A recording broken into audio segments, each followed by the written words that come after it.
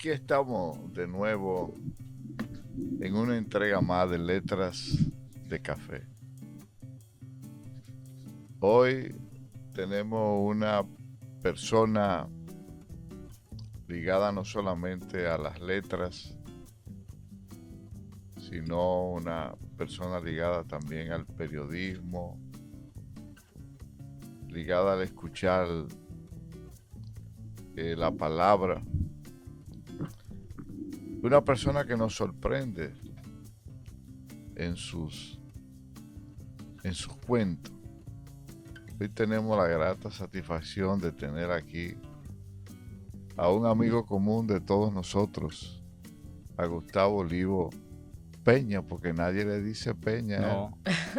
Nada más le dicen No Gustavo me pueden dejar Olivo. en Peña, ¿no? Hay quienes te dicen Olivo y otros te dicen Gustavo. Olivo, sobre todo quienes me conocen desde hace muchísimos años. Yo te digo más Sí. Olivo que Sí. Gustavo. Yo creo que este va a ser de las conversaciones retadoras, porque cómo entrevista uno a un periodista Exacto. de la estirpe y la producción, ¿verdad? Que tiene Gustavo Olivo Peña. Bienvenido, Gustavo. Estamos Gracias. muy felices de tenerte aquí en Letras de Muchísimas Café. gracias, ¿no? Para mí es un encanto. Si ustedes supieran que los periodistas, a la hora que nos entrevistan, nos apretamos. Es verdad. Porque estamos nosotros acostumbrados, ¿verdad?, a llevar al entrevistado, a responder lo que uno quiere, o llevar al tema que uno quiere que traten. Sí. Hay técnicas incluso que uno aprende para eso, si el entrevistado a veces es huidizo. Pero nosotros, muchas veces cuando nos entrevistan, entonces estamos un poco así como medio sorprendidos, recogidos. Hasta nos intimidan a veces. Los jóvenes reporteros vienen donde uno que le dé opinión de algo. Sí. Espérate. Pero ahora tú eres como una especie de entrevistador entrevistado. Pero Y mira, que me creía intimidadora yo, cazador. porque le dije a Marino temprano, ¿y cómo va a ser que vamos a entrevistar a Olivo? Cuando él es el que practica el arte de la entrevista. Mira, Gustavo, en este programa tratamos de conocer al hombre, al escritor y a la persona.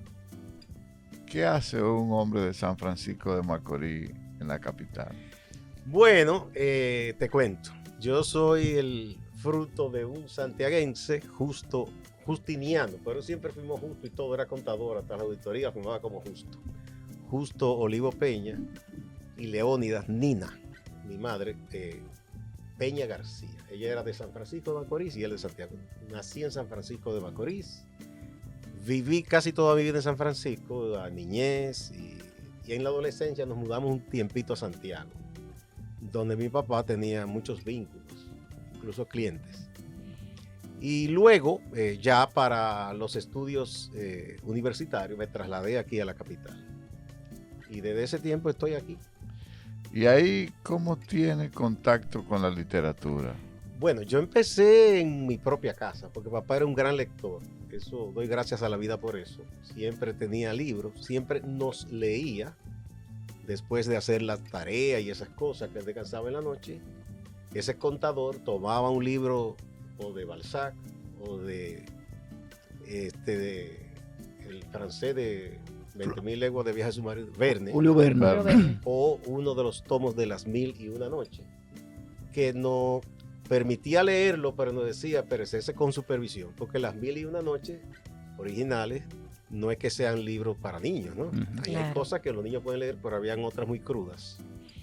Entre otras cosas, siempre nos instaba a leer. Y eso me puso en contacto con la literatura. Pero hay un momento que de hecho lo narro en uno de los cuentos, que yo veo este libro y me pongo a ojearlo y tiene un título en inglés, Forever. Yo no sabía lo que era eso. Forever. Sí, Fabio Forever. Fiallo. Yo leo esto y me choca. ¿Y no le habrá dicho tú a alguna mujer, te quiero forever? Forever. No recuerdo. Sí. Poema muy famoso de Fabio Fiallo, ¿no? Entonces yo leo esto y me resulta raro porque no es como las demás cosas que había. Le pregunto y papá me explica la diferencia entre prosa y verso. Y le cogí como el gusto. Leíste Gólgota Rosa, que era otro poema muy célebre, erótico de Fabio Fiallo. Sí, ese libro yo lo leí entero, ¿verdad? Y entonces me fue gustando. Entonces después él me dice, mira, te voy a buscar unos versos que te van a gustar José Martí, Juana de Ibargüengoitia y ese tipo de cosas, y fui leyendo por ahí, al mismo tiempo que cosas de prosa, ¿no? Y uno le va cogiendo el gusto porque esto es como un vicio, y le va tomando el gusto uno, después, bueno, ya si aparecen profesores de esos que alientan a uno. Yo cuando estaba en tercero de la primaria, una profesora que vive todavía, mi querida profesora Esperanza Pérez, nos ponían antes los llamados temas de composición, ¿ustedes recuerdan? Sí. Sí. ¿Cómo pasaste las vacaciones de Semana Santa o la Navidad o esto? Y le daban esa hoja que eran grandes así. Papel ministro se llama. Ministro. Y yo me fajé a escribir todo lo que recordé ahí. Cuando ella lee los trabajos, al otro día me dice, ven acá. Y me dice, ¿y esto lo escribiste tú? Digo, sí, profesora, fui yo. Y ella dice, yo vengo ahora, voy a la dirección. Yo me asusto, yo digo, ¿qué será lo que yo dije ahí? Y al poco rato, ella me manda a buscar con el mensajero interno, que fuera ya a la dirección. En la escuela Padre Brea, en San Francisco de Macorís. La directora se llamaba doña Flérida. Y lo que ella hace es que me felicita a la directora. Me dice, y la profesora me dice, tú tienes muy buena expresión, eres un niño con muy buena expresión, buena capacidad de comunicación. Y ella después, camino al aula, me pone la mano en el hombro y me dijo, tú vas a ser escritor. Yo me reí de eso. ¿Qué pensé un niño de 8 años? Sí. Por suerte, cuando yo publiqué el libro, indagué y me dijeron sí, que ella vivía, es viuda. Ella tiene una dulcería que se ha hecho muy famosa ahora en Nagua, ella se mudó para allá, con Sabores Criollos, algo así que se llama. Y yo le mandé con un hermano el libro y ella se puso muy contenta. Y me mandó a decir, tú ves lo que yo dije. Te lo dedicaste, ¿eh? Claro. Tengo que ir a verla personalmente. Debe ir, sí, claro, una gran experiencia. Y a veces me pregunto yo, en esta época donde en los hogares ahora domina el youtuber, domina las redes, el iPad, los celulares. ¿Tus hijos leen? Mis hijas. Soy dichoso padre de hijas. Qué bendición. Y entonces tengo 2 nietos. Y ahora vienen una nieta y uno que no sé lo que es, porque una de las hijas que está embarazada no quiere saber cómo será, ella quiere sorpresa. Los nietos sí leen. Hay uno que se llama Sebastián, que es el más grande, que de hecho él le gusta que yo les regale libros. Y ahí le tengo el Ismaelillo que se lo compré para llevárselo. Le gusta leer mucho. De hecho, él le gusta escribir como historia. Me ha enseñado cosas que él se inventa. Yo le digo, sí, muy bien. Hay que alentar esas cosas en los niños. Y es un niño que es sobresaliente en el colegio. ¿Tú crees que el estado de hoy es diferente al estado de ayer cuando tú eres ese niño? En el sentido de que una de las cosas que hoy está viviendo esta sociedad es el alejamiento de los libros de la generación que tenemos hoy a la generación que encontraba una profesora que le daba una palmada cuando terminaba de escribir una composición y lo motivaba. ¿Cuánto hemos cambiado? Tú que eres un periodista no solamente acucioso, sino que vive el diarismo en tu trabajo y conoce cómo va el ruido o el asomo o el distanciamiento de la sociedad que estamos viviendo hoy. Bueno, obviamente tiene que ser muy distinto todo, ¿no? Los años pasan y todo va cambiando. Yo no sé qué tanto podamos achacar como al Estado lo que ocurre o no ocurre. Porque ahora mismo, por ejemplo, en este tiempo, usted encuentra a veces profesores muy buenos que alientan a los muchachos a leer y te encuentra alumnos, y lo digo porque yo he recibido pasantes en todos los medios que he estado, de cuando dirigía redacciones de periódicos que eran muy amplios antes, eran grandes redacciones, y siempre del grupo que venía, tú encontrabas ese diamante, que de que escribían la primera cosa, tú decías, aquí hay, esta tiene. Y tú averiguabas y qué te decían, bueno, precisamente que tuvieron profesores que lo instaron a leer, esto, lo otro. siempre hay eso. Yo no sé si el crecimiento de la población, no es algo que yo he hecho ningún estudio ni nada, ni soy especialista en eso, ¿no? En educación, ese tipo de cosas, pero yo no sé si el crecimiento de la población, además en países como el nuestro, a veces se cambian muchísimas cosas de políticas públicas y no son decisiones nuestras, sino que se le ocurren las economías centrales que planifican las cosas, decide por aquí que nos vamos. O que son determinadas por acuerdos multilaterales. Exacto, por ejemplo, aquí organismos. hay una cosa que me ha asombrado y lo he hablado con profesores, que en un momento dado alguien decidió que el libro de Damaso Alonso y Pedro Enrique Ureña se sacara Sí. de los planes. Eso fue a mediados, finales de los 70. Alguien tomó esa decisión. Un libro que se sigue impartiendo en otros países y a Pedro Enrique se le respeta y se sigue estudiando en muchísimos países. Y aquí, que es el país de él, como que, bueno. Porque era normativa. Gustavo, tú que estudiaste en la UAS, Comunicación Social, ¿cuáles profesores te influyeron? Tú fuiste alumno de Núñez de Grasal, ¿verdad? Claro, un genio, Núñez. Y de González Tirado también, ¿no? No, ya no estaba. No, González Tirado no me dio a mí. Yo tuve muy buenos profesores. ¿Quiénes te enseñaron a redactar, a hacer reportajes y crónicas? Rafael Núñez Grasals, por supuesto. Tuve también que en periodismo práctico, así de noticias, en eso él era bueno, Sí. te daba ejercicio, Felipe Collado Lipe. Lipe Collado. Él era un periodista Sí. y lo básico te lo enseñaba. Pero tuve también profesores como Abel Fernández Mejía, que Abel fue el primero que yo le enseñé cosas de literatura y me daba recomendaciones. poeta Sí, también. exactamente. Tuve profesor Félix Fran Ayuso. Yo tuve una ventaja. En esa época, esos profesores, Periodismo iconográfico. Era que daba algunos, ¿quién?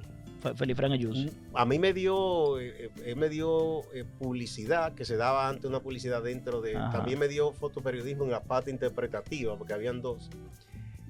Recuerdo que me puso una práctica una vez y yo recorro el campus haciéndole fotos de la gente caminando y él me dice, excelente, pero usted es un peligro público. ¿Y por qué? ¿Y por qué? ¿Y por Y qué? yo, ¿y por qué, profesor? A todo le costó la pierna. Pero, Juan Bolívar también te dio clase. Juan Bolívar. Juan dijo. Bolívar, Sí. que Juan Bolívar tenía la influencia de la escuela de México y Estados Sí, Unidos. Entonces, sí. tú pasabas por sus manos con Juan, tú tenías que leerte a Nick Cooper, a este de la Hoguera de las Humanidades, Tom Wolf. a Tom Wolfe. Tenía que leerte a otro, había un mexicano muy bueno, que tenía un apellido como alemán, que fue uno de los que hizo primero estudio de opinión pública. Entonces, eso por ese lado. Félix Fran, que estuvo en Italia, te influía con los autores italianos, Humberto Eco y una serie de gente de esa. Sí. Y así sucesivamente. Entonces, eso es una ventaja para nosotros, porque cada quien influía. Carlisle González nos enseñó muchísimo. Abel. Por eso eran de la escuela de letras, no de comunicación. Sí, pero que estaban ahí. Bueno, Estaban y en ahí. sociología de la comunicación yo tuve al profesor Leonel Sí, Fernández, Leonel Fernández. que nos enseñó mucho también respecto al asunto de opinión pública, nos recomendaba libros. Yo recuerdo cómo era un libro que el profesor Leonel Fernández recomendó, que ya yo lo tenía pendiente de leer con un amigo, José Martín Paulino, que es escritor también hoy. De Macorís, claro. Exacto. Amigo mío. Martín y yo Abogado. éramos ratones de biblioteca en ese tiempo. Martín y yo estábamos leyendo a este de la Montaña Mágica.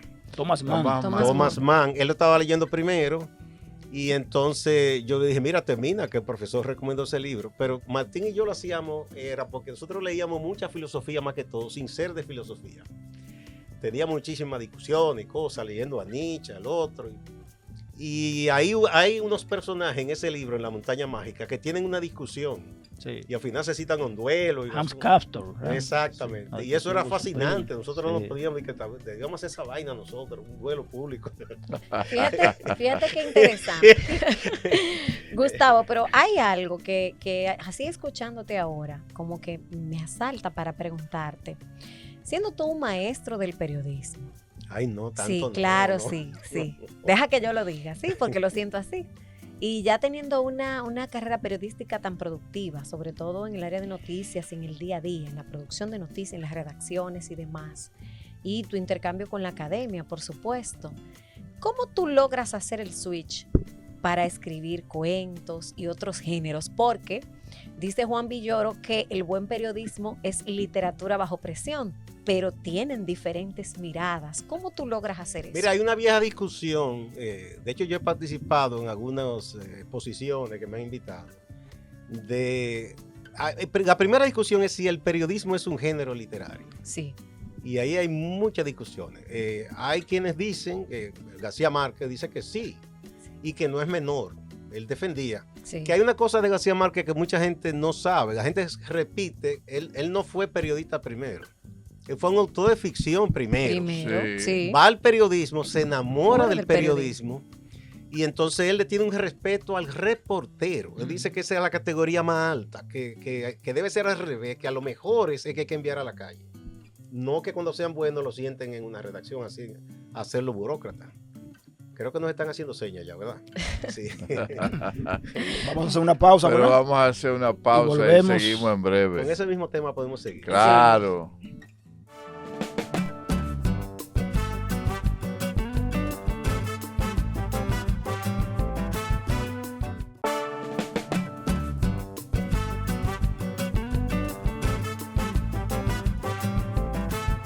Continuamos conversando con Gustavo Olivo Peña. Gustavo, antes de la pausa, yo te dejé caer como una cosita ahí, porque te preguntaba que cómo tú hacías el switch para tener esa mirada del escritor de otros géneros y mantener ese activismo que tú tienes y claro, por tu experiencia en la parte periodística del día a día, del oficio noticioso. Pero, ¿tú crees que el periodismo, Gustavo, ¿tú crees que el periodismo es un género literario como han sostenido algunos autores? ¿Te has involucrado en esa discusión alguna vez? Sí, hemos participado en esa discusión.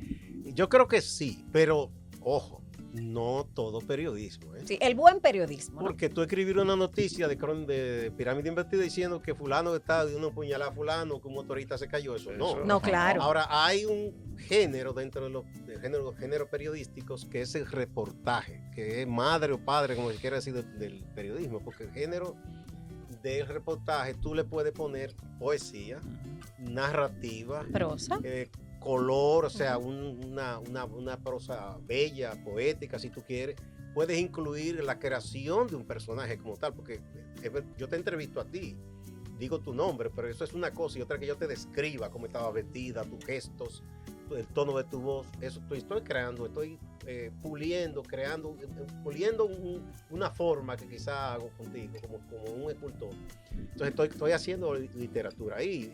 Puedo poner incluso la parte hasta ensayística en un reportaje. Todo eso cabe. ¿Y la crónica? Crónica claro, de color también por supuesto. igual. Entonces, esos son verdaderas piezas de literatura. Aquí hubo un maestro que tuvo también en la UAS, que fue Alberto Malagón. Claro. correcto. Malagón tiene una serie de entrevistas y crónicas de color, y entrevistas con crónicas de color que hacían la revista Hora de aquellos años, que tú lees eso y él estaba entrevistando una vez, creo que fue a Narciso, otro muchacho de izquierda que había venido de esos países socialistas, y él describe en la tarde que había llovido, el olor del asfalto con la lluvia. O sea, tú te sientes ahí que alguien estaba colando café y llega ese olor. Es una cosa preciosa. Escribió un libro que se llama Escribir es fácil. Es que no es tan fácil. Pero te acuerdas que era un manual de este tamaño, o sea, que no era tan fácil. Escribir no es nada fácil. No era... Sí, tremendo Malagón. Y esos reportajes también, crónica de color, que en su momento hizo Ramón Colombo también, sí, muy buenos. Sí. Eso es literatura como tal, sí, ¿no? Y muchísimos más. Minerva Isa, por ejemplo. Sí.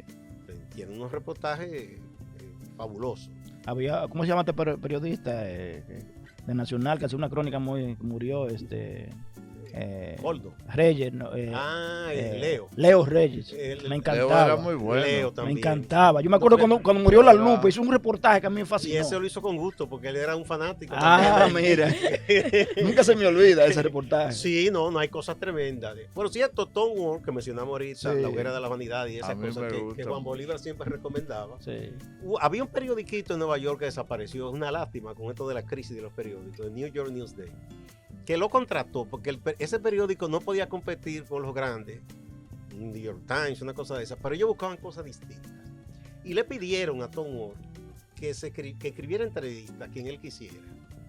Y él se pone a pensarlo y dice, está bien, yo voy a entrevistar gente que no tiene nada que ver con mi mundo de literatura. Él, por ejemplo, dijo que quería entrevistar a Mike Tyson. El editor le dice, pero usted está loco, usted con Mike Tyson. Estaba hasta preso en ese momento por Sí. uno de esos líos. Dice, no, yo Un pido boxeador. permiso y lo busco en la cárcel. Y él hizo esa entrevista a Mike Tyson y el periódico tuvo que doblar la tirada. Porque además, él decía, yo sostengo que Mike Tyson es un tipo muy inteligente. Si hubiese tenido la oportunidad, seguro que ese tipo hubiese sido un genio. Explicándole cuando él entendía que podía dar el golpe para noquear, porque eso no es a lo loco, etcétera, etcétera, la estrategia de él, que él nunca bajaba la mirada frente a otro, y una serie de cosas. Hizo también unas entrevistas que yo me la gocé, porque eran con fanáticos viejos de los Yankees, en un sitio que se llama Boulevard Beirut. Los Yankees tenían muchos años que no ganaban. Y para esa legión y los viejitos decían, yo no quiero morirme si veo mi equipo, que es el más ganador, ganar de nuevo. Entonces entrevistó a uno que había sido un limpiabota de todos esos peloteros. Y entonces el tipo limpiándole los zapatos a él y él entrevistándolo. Y diciéndole, yo vi aquella vez ese jonrón de fulano, de Lugueri, de qué sé yo quién. Y entonces era una cosa extraordinaria. Y el periódico, eso fue tremendo. Entonces ese era un periodismo. Ese es el nuevo periodismo. Exacto. Y el del otro, ¿cómo se llama? No es tan nuevo porque José Martí también lo hizo. El de la sangre fría, Truman Capote. Truman Capote. Ese buscaba Truman Capote. Inició la crónica negra. De los crímenes. La novela sin ficción le llaman. Exacto, hacían cosas noveladas. Pero que José Martí también, si tú te pones a leer esas crónicas de viaje. De Nueva York, sí. Y cuando fue a la estatua de Bolívar. Sí. Y todas esas cosas. Y Rubén Darío. Rubén Darío también. Claro. Hacían ya algo que se podía decir que era una especie de periodismo literario también. Yo creo mucho en el periodismo literario y eso se ha perdido. Cuando yo era más joven me gustaba leer la revista River.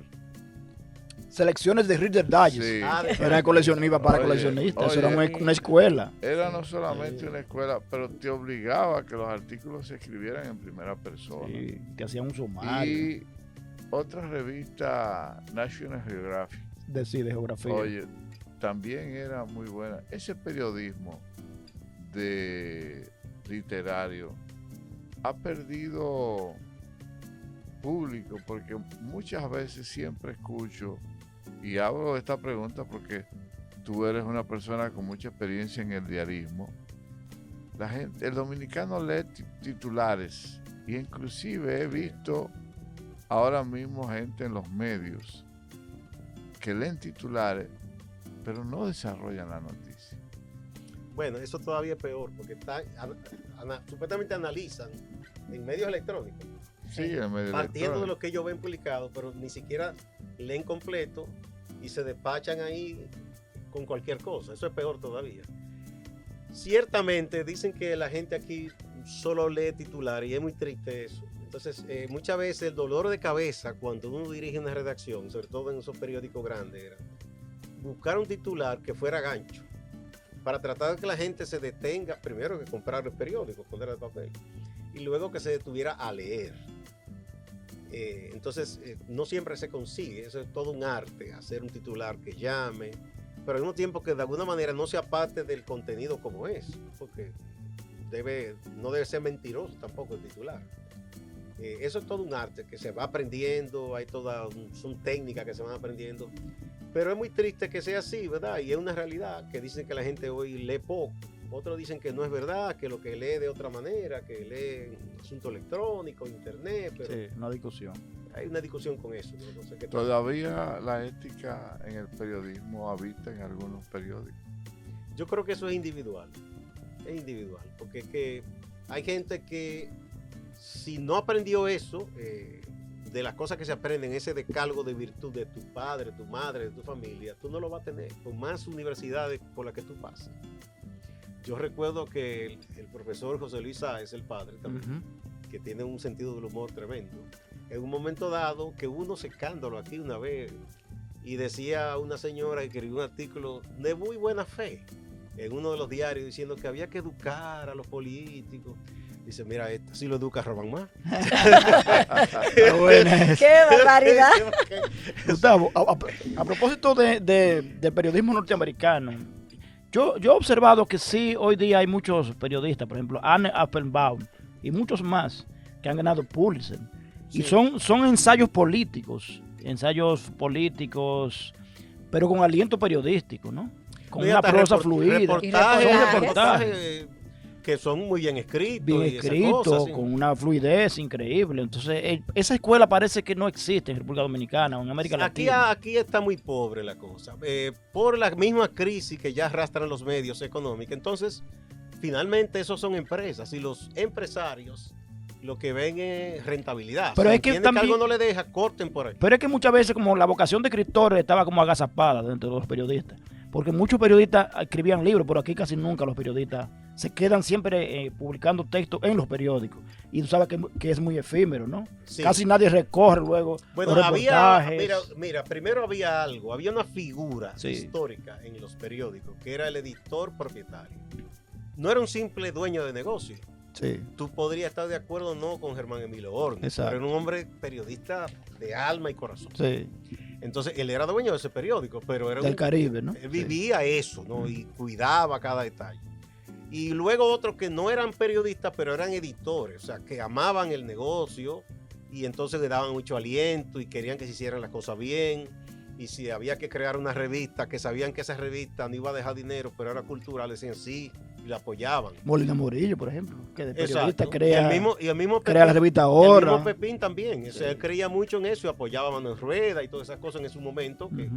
cuando los periódicos también tenían más posibilidad de ser rentables también. Y porque todo más eso hay que ver. fortaleza tenía. Sí. Exactamente. Entonces, eso se ha ido perdiendo un poco. Había también una especie de escuela en los medios. Los periodistas más viejos, regularmente uno los escuchaba y te decían, ¿qué tú estás leyendo? Siempre te A ver, preguntaban. Claro. eso es importante. Siempre destacar. te preguntaban, O ¿qué sea, tú estás que no se leyendo? formaban en la universidad, sino en la sala de No, y redacción. como para probarte si tú estabas en Sí, eso. sí. Y había tertulias siempre en las horas ya de cierre.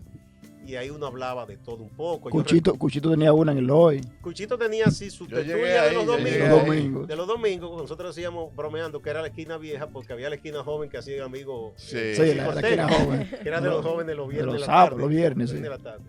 De broma decíamos eso con Don Mario. Entonces, había un momento que, o en la mañana o en la tarde, que con Don Mario, con Cuchito y otros más, bienvenido a Álvarez Vega, y un grupo, hablábamos. Y ahí se hablaba de libros y de cosas de esas. Y ya los que nos quedábamos al cierre en la noche, igual. Se discutía. A veces alguien decía, mira, voy a hablar mañana de un libro de Marañón, por ejemplo. Ujú. Qué sé yo. Y así. Y había un ambiente, entonces los más jóvenes se nutrían de eso. Era que muchos periodistas de eso tenían vocación intelectual y vocación de Y historiadores. escribían. Por ejemplo, Goody Pratt, que falleció. Sí. Goody Pratt era tremendo escritor. Y era corrector, creo. Sí, pero que era primero, de los primeros que hubo aquí, que escribió una columna de ajedrez en el Caribe, llamada Ujú. Jaque Mate. Sí. Yo me acuerdo. Él de esa escribía columna. cuentos fabulosos y dejó una novela que yo creo que nunca se publicó, pero una cosa muy bien escrita. ¿Te acuerdas de La vida en broma de Leonel Concha? Leonel Concha también. Era pero Leonel Concha antes de hacer eso Sí. tenía cuentos y relatos y muchísimas cosas. Sí, en el Nacional era, ¿verdad? Sí, en el Nacional. Sí, Él era corrector en los dos periódicos. sí. Y tenía un sentido del humor fabuloso. O sea, que también había correctores que se convertían en periodistas y algunos eran... No eran periodistas. Y eran antes. escritores. Antes de ser, y sí, escribían. Y muchos más que fueron narradores y de todo, porque, como digo, son oficios hermanados. Y hay un género ahora, por ejemplo, que es Bianco Martínez, que es un amigo de nosotros, que es uno de los periodistas, de promoción. uno de los periodistas que yo conozco que compra más libros, es Y Bianco. lee. Y él se ha especializado. Y entrevista a escritores. Pero él se ha especializado en lo que se llama periodismo de viaje. también. ¿Quién sabe más que Bianco del libro y de No, autores pero de si tú viaje? quieres un Increíble. periodista cultural, Sí. del ámbito cultural, Bianco, Sí. yo no recomiendo otro más que él. Exacto. Bianco es una estrella, que a propósito tenemos que traerlo aquí. Había a ver que si traerlo. quiere. Claro. Pero fíjate que Bianco Bianco, Martínez. Bianco es tan raro que no usa ni WhatsApp. No, yo le digo, hermano, tú estás, dice, no, apenas, él utiliza celulares. apenas correo y el celular. Él no quiere saber. Pero de celulares de redes sin... No, que no, está. Sin no aplicaciones es de smartphone. redes, no. No, nada. ¿Crees tú, Gustavo, que el constante escribir en el periodismo les roba la gracia y la prosa al escritor que uno puede albergar dentro? Bueno, hay una expresión que usan los maestros del periodismo que es que la rutina endurece la prosa. Sí. Si tú vas a hacer una revista, digamos, con ciertos temas que tiene que salirse de la forma promedio y diaria, rutinaria de escribir, o tiene que orientar bien al reportero o buscarte un reportero que no esté en el diarismo, porque el diarismo endurece, porque hay una forma determinada en la pirámide invertida, qué, cómo, cuándo, dónde y quién, y eso es un poco muy esquemático, vaciado y ya. Es distinto el reportaje, la entrevista de fondo, o un análisis. Entonces, eso sí, si tú te dejas llevar de la rutina y sobre todo si dejas de leer, la prosa se te pone un poco difícil. Eso es así. Mira, Gustavo, tenemos que hacer una pausa, pero antes de ir a la pausa, quisiera dejarte una pregunta. Un hombre discreto y otra historia. ¿Cómo nace? Muy bien. Sí, bueno. Pero vamos a la pausa siguiente. No hemos hablado de tu libro, ¿no?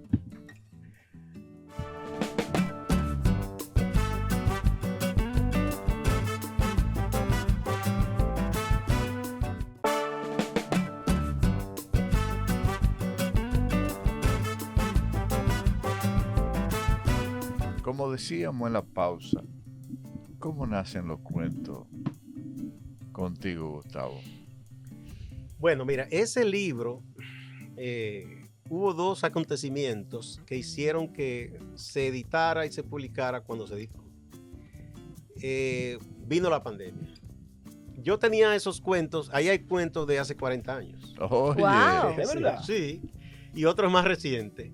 Y los tenía guardados. Entonces, alguien que me decía siempre, tú no puedes posponer más eso, era mi amigo José Enrique García. O sea, porque sabía que yo escribía, le mostraba cosas. Dice, no, tú escribes mejor que mucho. O sea, que él a la gente que él quiere, lo alienta mucho. Yo le decía, no, yo apenas hago cosas. Pero decía, no, tienes que publicar. Bueno, revisamos. Y sí, yo hice una selección, nos quedamos en 10. Yo no quería publicar más de 10, una cosa breve. Saqué uno que no está ahí porque ocurrió algo. Murió una amiga muy querida y su hija me llama y me dice, te tengo que dar una noticia triste. En medio de la pandemia fue eso. Uno tuvo que recogerse, ¿verdad? Mami murió. Entonces esa amiga y yo habíamos tenido una relación hace mucho tiempo, y su mamá, la relación no prosperó, pero su mamá y yo quedamos siendo muy amigos. Ella era una señora bailarina y profesora de ballet que se fue del país porque el esposo de ella es un hombre de negocio que no le gustaba el arte ni nada, como que no se entendían y terminaron divorciando. Ella casó después con un señor de Puerto Rico que la entendía mucho mejor en esas cosas. Ella siempre bromeaba conmigo y me decía, yo quiero que tú escribas de mí, pero no ya después que yo me muera, y tú me tienes que mostrar viva en el escenario. Eso hizo que yo escribí un cuento que está ahí que se llama La bailarina Aidín. Aidín es Nidia invertido, ella llamaba Nidia. Entonces, eso hizo que yo incluyera ese cuento. Y el último cuento que está ahí, el número 11, que yo no lo iba a poner, se lo había dado a una persona que iba a hacer una antología de cuentos breves. Pero vino la pandemia y todo, no se hizo la antología. José Enrique me dice, tú tienes que incluirlo. Yo digo, José, pero que es un cuento brevito y yo no le veo la gran cosa. Me dice, no, yo le veo algo, inclúyelo. Se incluyó y en verdad ese cuento cortito, yo me he sorprendido lo tanto que ha gustado. El reino del silencio. El reino del silencio. ¿Y por qué no le pusiste ese título al libro? ¿Te gustaba más eso? Sí. El reino, además, es el último cuento, ¿no? Sí. Bueno, y no un hombre discreto y otras historias. Bueno, te voy a explicar lo del hombre discreto. Quería preguntarte eso, ¿por qué el hombre discreto? El primer cuento se llama El hombre discreto. Sí, yo sé, y es un cuento que tiene que ver con un episodio de mi vida muy importante. Tiene en partes autobiográfico. Cuando yo era un niño, iba a la Escuela de Bellas Artes en San Francisco de Macorís. Había un señor que vivía exactamente enfrente. Ese señor lo veíamos pasear a su esposa en una silla de ruedas todo el tiempo. Y hay un parque al frente de la escuela, ¿verdad? ¿O no, había en esa época? No, en ese tiempo ya esa que tú dices ya no estaba ahí, en otra calle. Entonces, ese señor, yo lo veía siempre en eso, y un día le pregunto a papá, porque papá y él hablaban, y me dice, ese hombre es un hombre digno de admiración. Él siempre decía chistes, eso es escondiendo o un poco, sanando un poco el dolor que él tiene. Yo me quedé intrigado después que voy sabiendo lo que él le pasó. él nos hablaba a muchachos que íbamos a la escuela de Bellas Artes y también a un grupo que éramos scouts, contando porque él estuvo nada más y nada menos que en la batalla de Normandía en el día de hoy. Oye, Caramba. Él era de origen cubano, se casó con una dominicana, pero ese fue en los años 20 Estados Unidos. Y esa familia también dominicana en los años 20. Ya siendo ellos 20añeros, sí, ya en los 40, cuando Estados Unidos decide entrar en la guerra, que reclutan a todos esos jóvenes. Entonces los reclutaron y se fue para allá. Y un poco esa es su historia. Claro, no termina como yo digo que termina ahí. Claro. Eso ustedes lo van a ver. Si leen el cuento, se dan cuenta de cómo es la cosa. Entonces, ese cuento que es el que me siento muy vinculado, es el que lleva como título, y otras historias por las demás.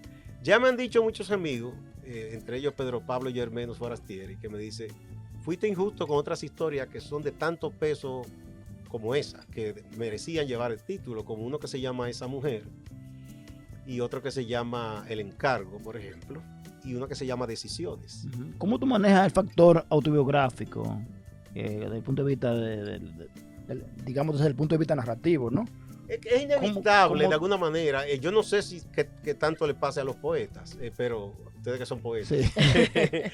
Pero en el narrador es inevitable porque tú sacas la materia prima de los relatos y de los cuentos, y pienso que de la novela también, son acontecimientos que tú vives o que vivieron otros a los cuales tú asististe, aunque sea de manera secundaria, le pasa a un amigo, a un familiar, O como testigo, ¿no? y tú te apropias de esa historia y la cambias. Y luego la transforma, le da otro final. Esa es la materia prima, ¿no? Sí. Entonces, es inevitable que uno esté ahí, pero uno trata de tomar distancia porque tampoco es que uno se va a meter. Digo, eso hasta Borges lo usó en un momento dado, en la Sí. forma de la espada, que Sí, claro. el personaje habla como dice, Borges, entonces yo hice tal cosa. Sí. Yo no sé que este tiempo es como raro eso, ¿no? Pero Antes tú estábamos- tratas de que el autor, que es un periodista, no influya, no contamine la historia, la ficción, ¿verdad? No, claro. Como el periodismo también es una cantera de personajes, de Y una historias, trampa, situaciones. y una trampa. Y para una el trampa escritor. porque tú, si te descuidas, entonces Sí. puede parecer muy didáctico, Exacto. muy cosa, muy... Muy verídico. Exacto, y esa no es la idea, ¿no? La idea incluso que tú confundas un poco. Pero siempre tiene que haber verosimilitud. Verosimilitud, a menos que sea fantasía completa, ¿no? Sí, que sea creíble, ¿no? ¿cómo recibiste tú el Premio Nacional de Cuento en el año 2022. 2022? Una Con sorpresa. esta obra, Una sorpresa porque yo no pensaba concursar, pero el mismo José Enrique me insistió y otros amigos, envíalo, no, hombre. Y un caso raro, porque fue tu primer libro. Mi primer Y libro. con tu primer libro Mucha ganaste gente el se Premio Nacional de sorprendió porque Cuentos. hay gente que no sabía que yo escribía. Exacto, Atención, no. decía, Yo "Y me eso, sorprendí, este yo- advenedizo". No, Todos creíamos que No, tú eras yo, solo periodista. yo tengo muchos años escribiendo, muchos años. Entonces, nada, me sorprendí. Y entonces a la calidad del jurado que hubo ahí también. Por ejemplo, uno de los que fue jurado fue Efraín Castillo. ¿Quién es más? Bueno, Muy bueno. Estuvo Efraín Castillo, estuvo este muchacho que ahora no me acuerdo el nombre, que es de Santiago. Y estuvo Noé Saya también. Máximo Vega. No, Máximo no, que me perdone, que es que yo no soy malo para los Fernando nombres. Cabrera, ¿será? No, No, debe de ser... Narrador de Santiago. creo que narró, sí. Mayor, ¿no? No es tan mayor. ¿Quién Pero será bueno. ese? Que me perdone, yo después lo digo porque es que yo soy malo a veces para los nombres así. Entonces, yo me sorprendí muchísimo porque, ¿verdad? Yo sometí el libro y esa vez era con el libro ya impreso, o sea, que era Ah, claro, con la en primera la edición. modalidad que era el libro llevado en físico, ¿no? sí. Y yo no estaba esperando eso. Cuando me llamaron y me dijeron, yo digo, ¿usted está seguro? Pero ha tenido buena aceptación porque esta es la tercera edición Exacto. de esa obra. Yo he tenido la dicha de que el libro se ha vendido porque le gustó a profesores amigos que a su vez lo recomendaron a algunos estudiantes y esos estudiantes lo recomendaron a otros. Y mira una cosa, yo busqué evitar algo. Todo autor le gusta vender. Sí. Y muchas veces tú tienes amigos que están en un cargo público y te dicen, mándame 100 o 50. Yo no hago eso. Yo no lo hice. Te digo por qué. No porque nada, a uno le gusta vender, pero yo digo, yo quiero ver qué tanto se vende a lectores de verdad. Porque ¿qué hago yo con que me compren 100 o 50 y lo pongan por ahí? Si Lo nadie sí, los va a leer, no lo va a apreciar. Además que tú no vas a saber cuáles fueron tus lectores. Exactamente. Decía Borges que cuando se hacían 200 libros era mejor, Porque tú conocías a esos 200 lectores. A veces, como le pasó a un amigo que era cantante, que hizo un disco y lo puso en musical, y entonces cuando él va a buscar, dice, bueno, se han vendido 2. Entonces se encuentra un amigo y dice, compré tu disco, y dice, ay, tú fuiste uno de ellos. Uno de los 2. De los 2. Bueno, entonces me siento bien porque he compartido con estudiantes y veo que lo han leído y las preguntas que me hacen, veo que descubren cosas que yo mismo no me he dado cuenta que están ahí. Y es una satisfacción. Tú nunca has sido profesor, tú nunca has enseñado periodismo. Sí, yo enseñé, sí, yo tengo un tiempo enseñando, pero poco tiempo. Sí. O sea que tú no tienes estudiantes, ¿no? Porque a veces los profesores, bueno, cuando son escritores, tienen estudiantes que mira lo qué leen. pasa, yo tengo estudiantes, pero ¿de qué? Gente que han pasado por redacciones, que han sido mis pasantes, que me dicen profesor, pero no en la informalidad, vamos a decir. Okay. ¿Cómo te sientes más cómodo? ¿Como cuentista o como periodista? Buena pregunta. Bueno, aunque no me guste, cómodo como periodista, porque de ahí se come en mi casa. ¿Tú ves? Está bien, pero no, yo estoy haciendo ya como un poco el tránsito, porque ya los años van pasando y uno está tanto tiempo. Fíjate que yo en los programas he dejado los temas duros. Yo mucho tiempo fui reportero de política, de economía. Yo he ido dejando esos temas ya porque yo digo, este país que uno ama tanto.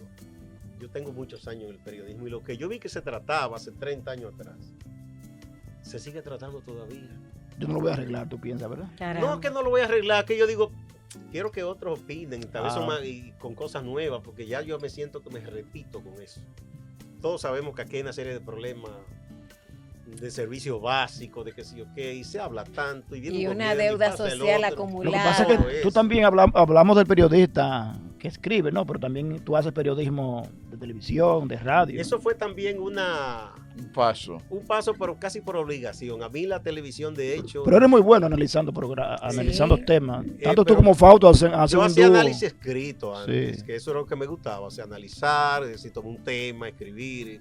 Pero ya uno por la obligación, los medios electrónicos son los que dominan hoy, entonces uno ha tenido que dar el paso a la televisión, por ejemplo. Esa fue la razón. A mí la radio me apasiona y me gustaría en un futuro, aunque sea una radio en internet, un programa de radio en que uno combine asuntos literarios con buena música. Qué buena idea, es me una de mis encantaría. pasiones, Sí. La buena música. Sí. O la que yo creo que es buena, porque ahora hay otra cosa que se toca. Entonces esos textos, como le decía, hay cosas ahí de 40 años, pero hay más recientes, como La bailarina Aidín. Y hay cosas, por ejemplo, hay uno que se llama El Encargo, que es una señora que vive todavía, que ella le ocurrió eso y me apasionó esa historia y yo me decidí a escribirla, porque ella tuvo un amor, el amor de su vida, y nunca pudieron materializar ese amor por lo que ocurría durante la dictadura, que le ocurrió a mucha gente, que el novio, él era un militar, entonces un jefe que deshonró a una muchacha y para tapar la cosa hicieron un arreglo y lo obligaron a él a casarse con esa muchacha. Le hicieron entonces un ascenso, le regalaron a la familia un dinerito y él como quiera siguió viéndose con la mujer que él quería, pero en un momento le hicieron una advertencia que su vida corría en peligro si seguían viéndose. Y es toda una historia de ellos esperando un día estar cada uno soltero para Caramba, qué reunirse triste. y una serie de cosas. Se llama El Encargo ese cuento. Mira qué bien. Pero de verdad que Olivo no solamente ha sido un periodista exitoso, también ha sido un narrador exitoso. ¿Qué puede esperar? No, pero yo estoy comenzando la narrativa. ¿Qué puede esperar Saliste premiado con tu primer ¿Qué libro. puede esperar los lectores dominicanos en los próximos años de Olivo?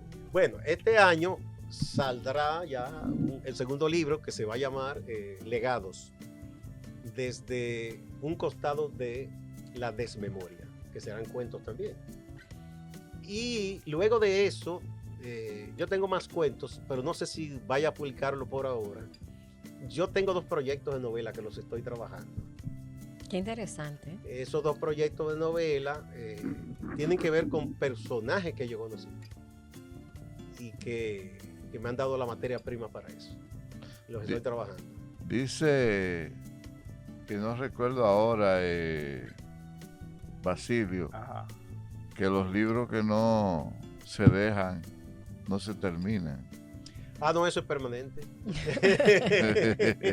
Borges decía que uno es un editor permanente, que Sí. él si revisaba una edición siempre le cambiaba algo. Sí. Y decía Alfonso Reyes que uno publica los libros para no pasarse la vida corrigiendo los borradores. Es verdad. Pero Sí, mira, si no, nunca no lo publica. a la verdad que el tiempo es tan corto con Gustavo Olivo que quisiéramos tener otra entrevista pendiente, hablar con un maestro como Gustavo es sentirse alumno en esta mesa Es de cierto. letras de café. Así que muchas gracias por compartir con nosotros esta hora de delicia, escudriñando no solamente la palabra, sino hablando del oficio que tanto te apasiona, como es el periodismo literario. Y sobre Muchas todo, gracias. no, sobre todo la escritura, pero también la conversación.